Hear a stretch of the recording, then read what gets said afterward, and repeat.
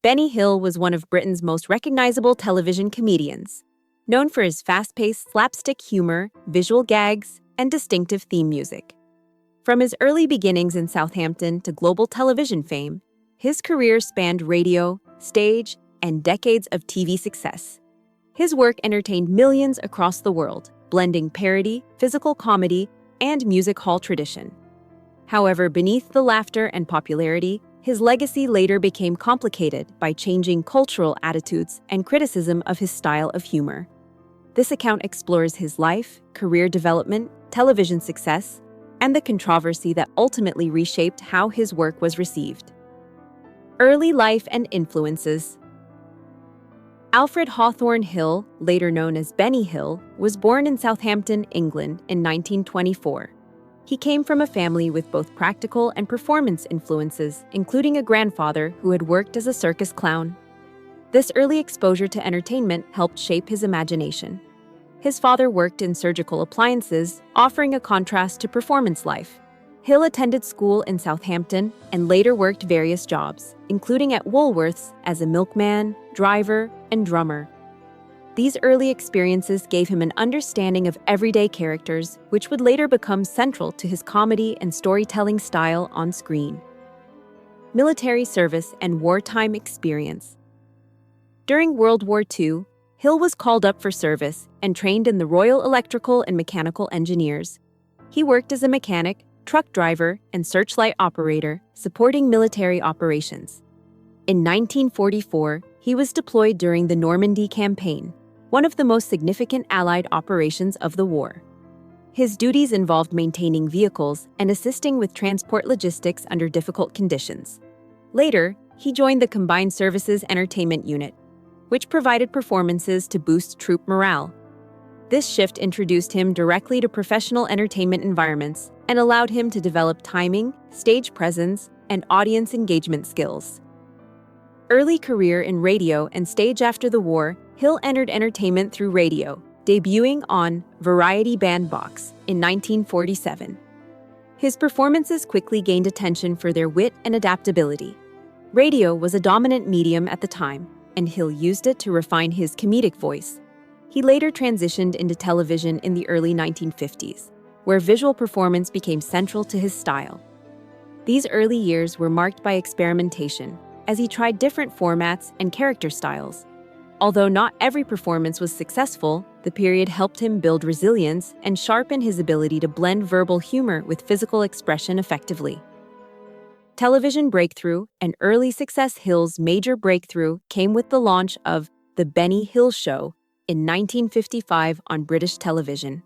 The program combined sketches, musical interludes, and stage-inspired comedy. Its structure allowed him to experiment with different formats while maintaining a consistent comedic identity. He often portrayed multiple characters in a single episode, showing his range as a performer. The show gradually developed a loyal audience due to its energetic pacing and accessible humor. As television became more widespread, Hill's visibility increased significantly, establishing him as one of the most recognizable comedic figures in British entertainment during the post-war television boom. Format and style of the show. The program was heavily influenced by traditional music hall entertainment, featuring short sketches, visual jokes, and recurring comedic setups. One of its most iconic elements was the closing chase sequence, where characters would run through various locations in fast motion. These scenes used undercranked filming techniques to create exaggerated speed and chaos. The format relied heavily on physical humor rather than dialogue, making it accessible to international audiences. Hill's ability to combine parody, slapstick, and timing created a distinctive television style. The show's structure remained consistent, with sketches building toward comedic finales filled with escalating absurdity. Recurring characters and supporting cast. A key strength of the program was its ensemble cast and recurring characters. Hill often performed alongside a rotating group of actors who contributed to sketch variety and comedic rhythm. Characters such as exaggerated authority figures, clumsy everyday individuals, and comic stereotypes became familiar to audiences. These recurring roles helped create continuity across episodes while allowing flexibility in storytelling. Supporting performers played a vital role in enhancing Hill's physical comedy. Their reactions, timing, and participation in chase sequences or sketch setups added depth to the humor and contributed significantly to the show's long-running popularity. Comedy techniques and performance style.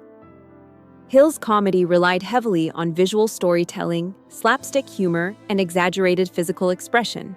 He frequently used double entendres, parody, and rapid pacing to create humor that worked across language barriers. His performances were carefully timed, often built around escalating chaos. The use of sped-up chase scenes became one of his trademarks, reinforcing the chaotic energy of each episode. Music also played an important role, particularly his famous theme tune, which became instantly recognizable. While his humor was widely popular, it was also rooted in older performance traditions, particularly music hall and early silent film comedy styles. Global fame and cultural impact. By the 1970s and 1980s, Hill had become a global television figure, with his show broadcast in numerous countries. His style of humor appealed widely due to its visual nature and minimal reliance on language. He became one of Britain's most exported entertainers, influencing comedy formats internationally. However, as audiences and cultural norms evolved, perceptions of his work began to shift. What had once been considered playful and harmless started to face criticism for its portrayal of women and reliance on suggestive humor. Despite this, his show remained popular with many viewers who appreciated its nostalgic and physical comedy style. Controversy and changing public attitudes. In the late 1980s, growing criticism emerged around certain sketches, particularly those involving objectification and outdated stereotypes. One frequently discussed sketch featured a parody setting involving women in revealing costumes, which drew negative reactions from some audiences and critics. As social attitudes toward gender representation and media content evolved, Hill's humor increasingly appeared out of step with modern sensibilities. Although the show was not canceled solely due to one incident, the changing cultural climate played a significant role in its decline. By 1989, the program ended after decades on air, marking the close of a major television era. Conclusion. Benny Hill's career reflects both the evolution of television comedy and the changing nature of public taste. From his early life and wartime service to his rise in radio and television, he built a unique, comedic identity rooted in physical humor and tradition. His show entertained millions and became a defining part of British popular culture. However, shifting cultural expectations eventually led to reassessment of his work and legacy. Today, he is remembered as a pioneering entertainer whose influence on sketch comedy and visual humor remains significant, even as his style continues to spark discussion and debate.